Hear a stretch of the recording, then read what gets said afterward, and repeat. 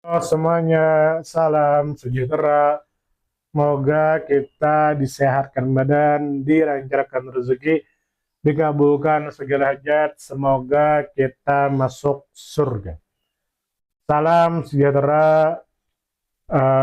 Selamat datang di ruang cerita. Kembali kita akan menceritakan pengalaman pribadi atau pengalaman orang lain yang bisa diambil pelajaran. Stres. Nah, tentu tidak sedikit atau banyak orang yang mengalami stres atau pernah stres. Ya namanya manusiawi. Stres karena tekanan yang datang dari luar biasa, tubuh sudah lelah, lalu ditekan lagi secara batin, akhirnya stres. Salah satu penyebab stres adalah kemacetan. Kemacetan parah. Padahal kita tubuh sudah lelah, capek bekerja, tiba-tiba macet parah. Atau kita mempertaruhkan hidup dan mati seperti melamar pekerjaan, ternyata macet, akhirnya kita terlambat dan kita tidak diterima, padahal itu satu-satunya kesempatan yang kita punya, akhirnya kita stres. Ada juga eh, contoh seperti eh, dia dia ingin ke bandara tapi karena macet yang parah akhirnya dia terlambat, akhirnya tiketnya hangus, akhirnya orang itu stres karena harus mengeluarkan uang lagi untuk beli. Ya bagaimana ya, suatu PR ya, pekerjaan rumah bagi para penguasa untuk mengatasi kemacetan. Tapi terkadang kemacetan itu karena anomali yang tidak terduga, seperti pohon tumbang yang menutupi jalan. Pohonnya besar dan jalan hanya satu-satunya. Akhirnya macet berjam-jam. Atau ada juga macet berjam-jam karena sebuah acara seperti jalan ditutup sebab acara pernikahan. Akhirnya macet, tidak mau ngalah.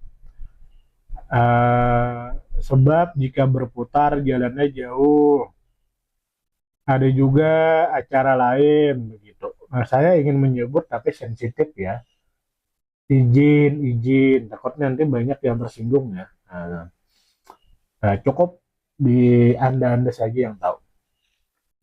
Eh, Ya mau bagaimana ya? Anomali-anomali itu tuh yang sulit, sulit dihadapi. Jadi dan itu fakta ada beberapa orang yang stres karena kemacetan panjang. Dia sudah tubuhnya sudah lelah atau dia terburu-buru, nah karena terjebak macet. Nah ini ada aneh ya aneh macet gara-gara rumah makan ada sempat menemui. Nah, ada di sebuah daerah, saya tidak akan menyebutkan namanya, takutnya nanti saya disomasi. Nah, izin.